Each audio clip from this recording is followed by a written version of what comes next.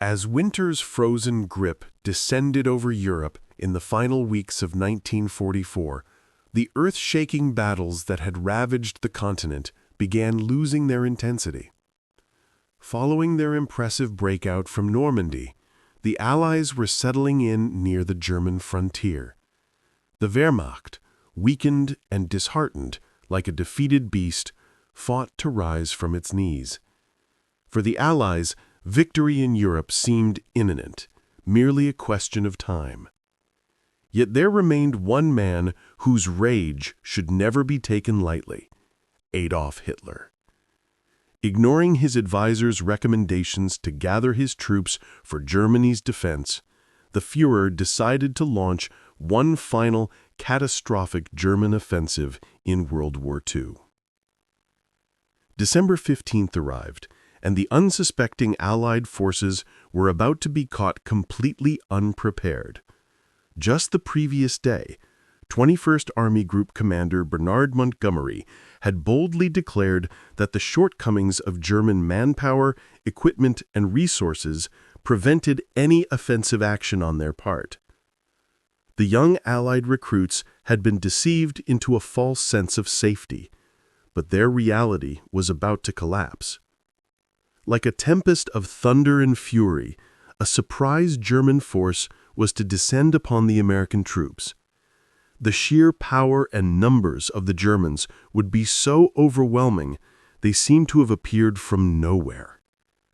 This new blitzkrieg was to be a merciless assault, and the unyielding German bulge it created would devour the Ardennes as the American front shattered. Still, amid the turmoil, a symbol of resistance emerged. Deep within the frozen forests of Belgium's Lanzerath Ridge, Lyle Buck Jr.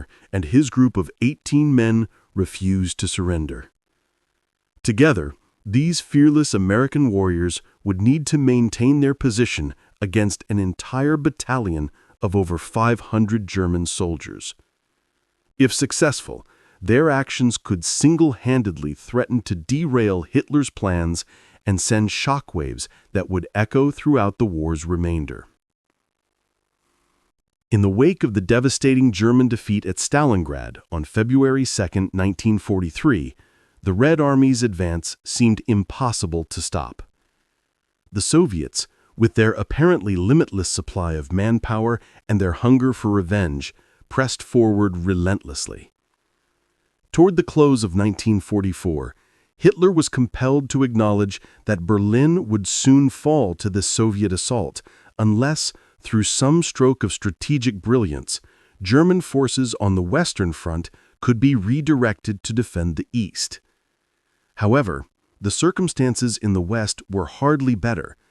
The formidable Western Allies stood at Germany's very threshold, having executed a masterful breakout from Normandy.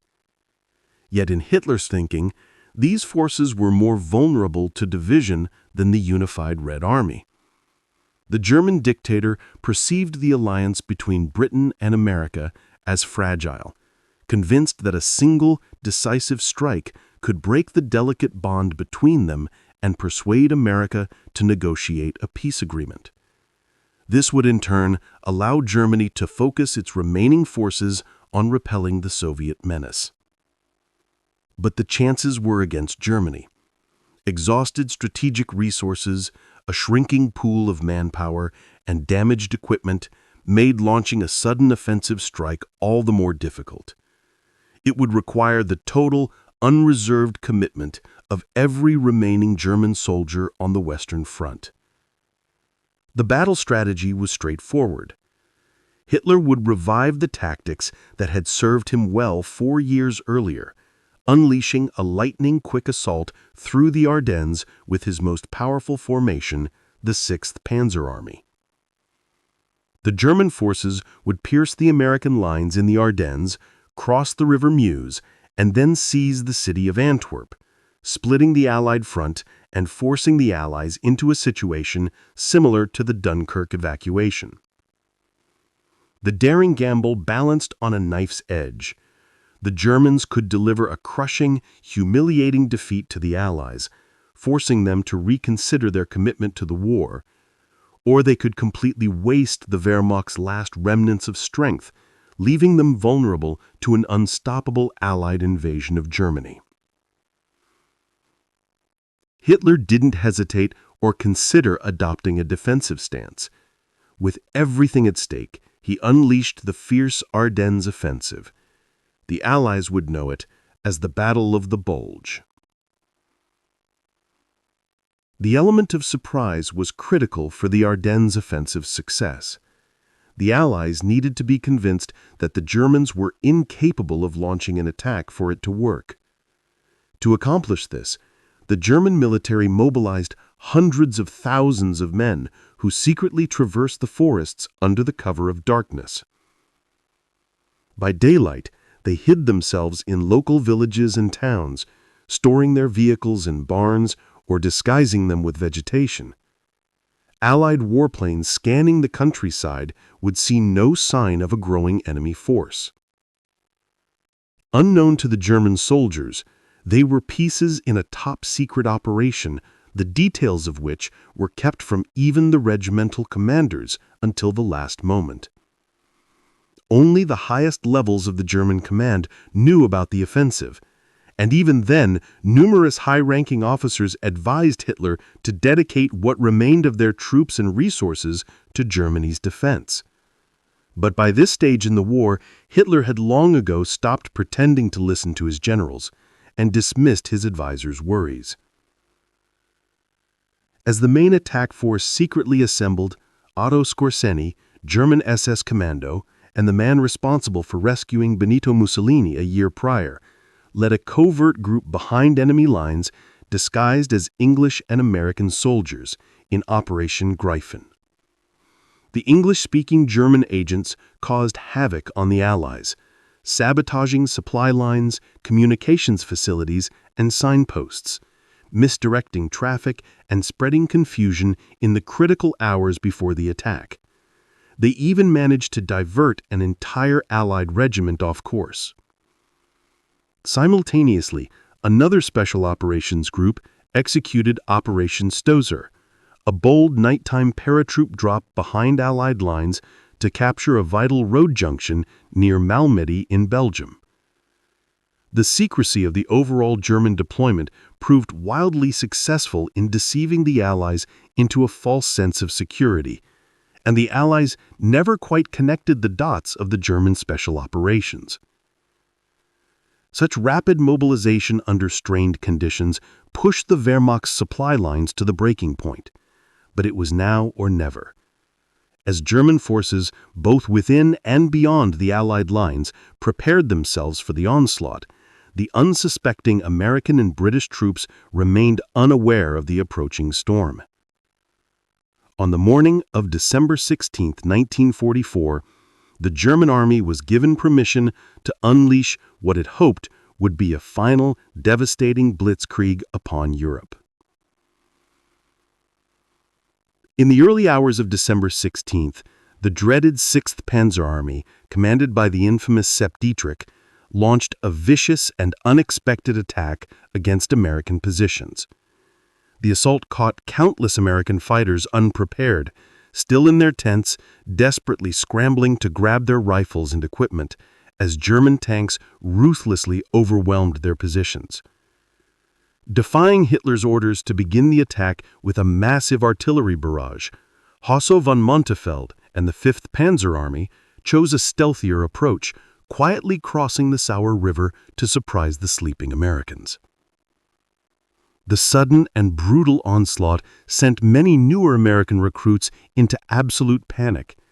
Some fled in absolute terror, while others, according to reports, were reduced to cowering in fear. In an instant, the front lines along the Ardennes had been transformed into a feverish nightmare for the woefully unprepared Allies.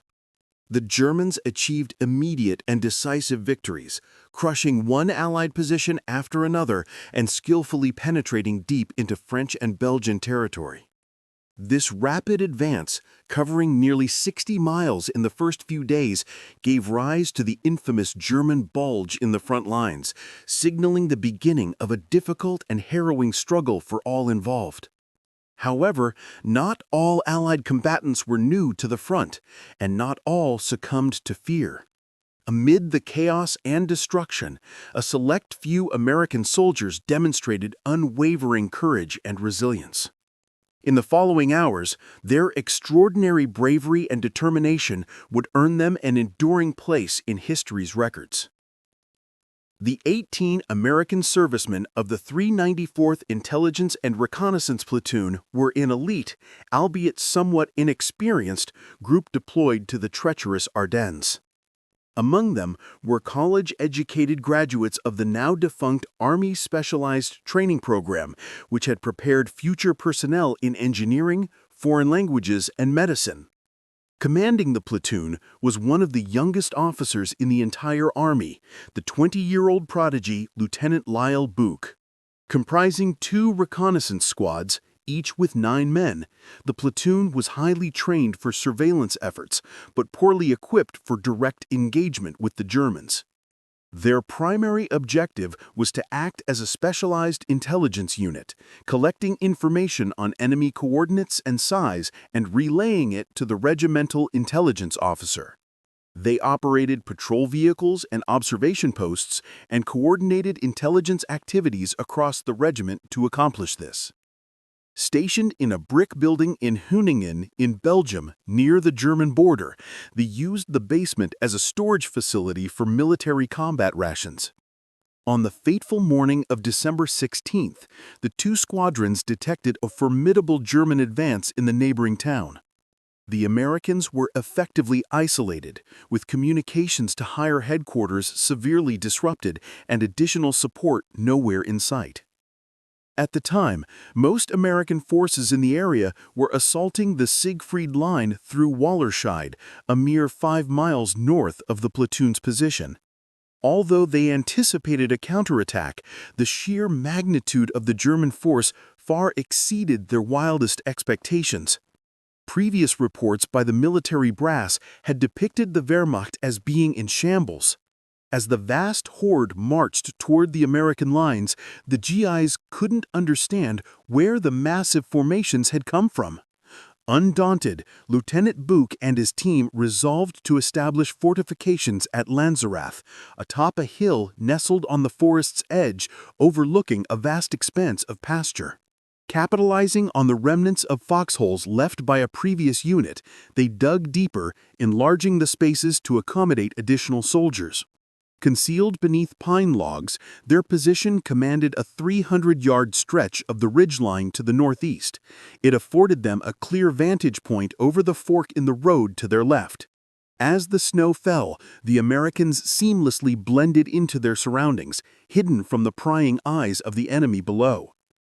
They utilized a nearby log hut as a warming shelter and armed themselves with an impressive arsenal secured by Book, which included additional carbines, automatic rifles, and a light machine gun. A 50-caliber machine gun mounted on a jeep, also obtained through Book's ingenuity, completed their powerful cache. The platoon meticulously positioned the jeep, ensuring it held a strategic advantage over the road.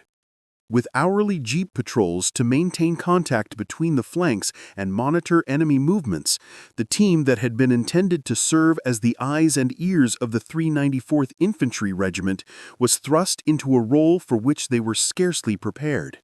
Their new and sole directive was to hold the area at all costs, and they clung to the hope that reinforcements would soon arrive. Book would later recount in an interview that they weren't trained to occupy a defensive position in the front lines. They were trained to patrol and get information about the enemy. Yet they would now have to go above and beyond. As the Americans braced for the onslaught, on the other side of the battlefield, the German 9th Regiment prepared to accomplish their mission, to spearhead the advance of the 6th Panzer Army by assaulting the village of Lanzerath and razing it to the ground. German commanders wanted to save their available armor vehicles for tougher battles ahead. They deemed the infantry of the 9th Regiment more than capable of taking the small village that stood in their way and eliminating any isolated American units in the area. By that point in the war, most German units were composed of a mix of seasoned veterans and a large number of untested young men who had barely any experience with firearms. In the invasion of Normandy, the 3rd Fallschirmjäger Division, known for its effectiveness in combat, was severely depleted. It had been rebuilt with members from the Luftwaffe field regiments to maintain German morale. These new recruits were equipped with the advanced STG-44 selective fire rifle, rifle grenades, and various other armaments. However, they were still inexperienced and, thanks to Nazi Germany's unwavering propaganda machine, under the impression that the American soldiers were highly demoralized and unwilling to put up a fight. From this reformed 3rd Fallschirmjäger Division, the 9th Regiment was tasked with leading the attack on Lanzerath and clearing the village. They would then proceed to attack the towns of Hansfeld and Bullingen, where they believed they would face the bulk of the American troops.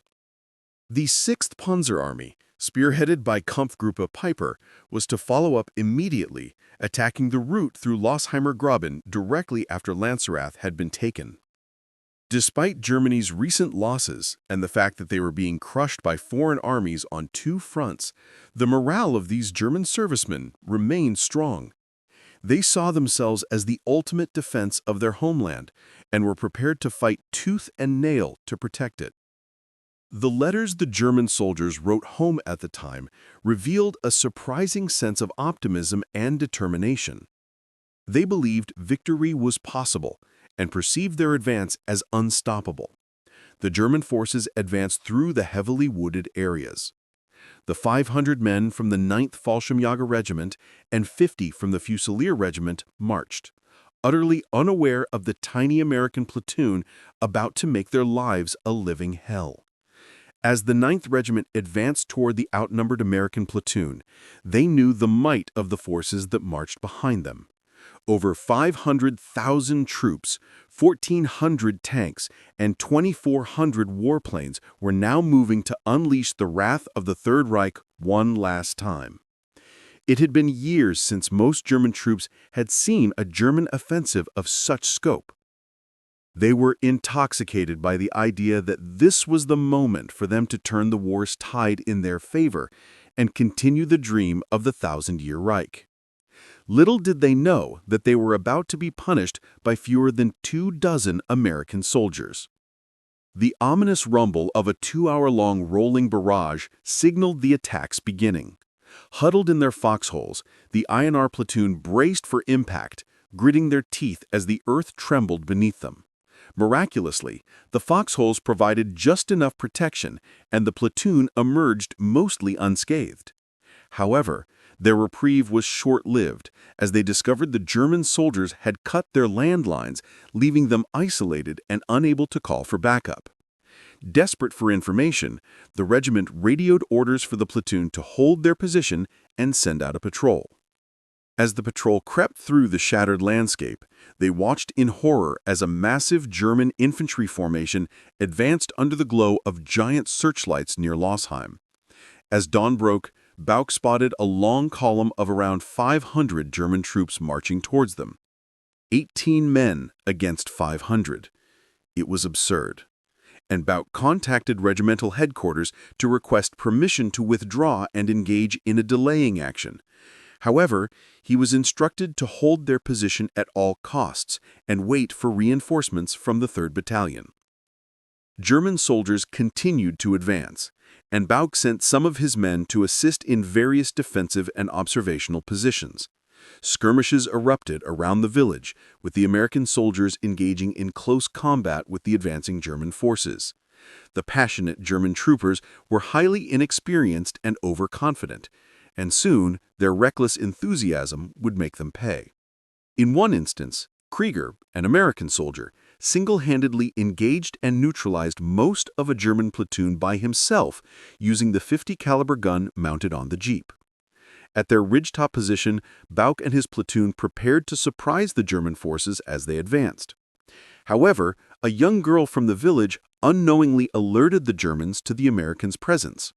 The Germans immediately took cover, and a fierce firefight ensued between the outnumbered American platoon and the advancing German infantry. Discovered and significantly outgunned, the Americans dug into their reinforced positions. They placed their hopes on their experience and the rehearsed routine they had meticulously devised. As the freezing skirmish devolved into one blistering gust of bullets after another, the American soldiers were taken aback by the inexperienced tactics employed by the German troops as they charged head-on and bunched together in the open. Some of the Americans would later claim it was similar to shooting clay ducks in California at an amusement park. Several Germans were cut down trying to climb over the 4-foot-high barbed wire fence that divided the field. Germans littered the snow as their casualties mounted. The Americans allowed German medics to remove the wounded under a white flag, but they soon resumed fire after noticing suspicious activity. The American platoon fiercely defended their position throughout the day, inflicting humiliating losses on the German forces. The deep foxholes and the heavy snow that had fallen during the night made the American position mostly invisible to the Germans. They knew where the fire was coming from, but couldn't effectively strike back. Lieutenant Bauck was determined to fight to the last bullet, even as the ominous threat of the 1st SS Panzer Division loomed. But the enemy's relentless fire eventually took its toll, obliterating the INR platoon's radio and severing their last lifeline to the outside world. As dusk drew near within the war-torn frozen forests of the Ardennes, and with their own ammunition supplies dwindling and unable to contact regimental headquarters for further instructions, the American fighters realized they probably wouldn't make it out alive from Lanzerath Ridge. Slowly and painfully, the German soldiers began to adapt. They switched from total frontal attacks to covering maneuvers along the roadside ditches, with their rifles trained on the American foxholes. The air exploded with the deafening roar of gunfire as both sides exchanged a hail of bullets. Each bullet fired from an American gun left the defenders more and more concerned as their supplies declined. The Germans launched assault after assault, their frustration mounting as the snow-blanketed American platoon remained all but invisible. Despite being vastly outnumbered, the American superior defensive position wreaked havoc on the Fallschirmjäger regiment.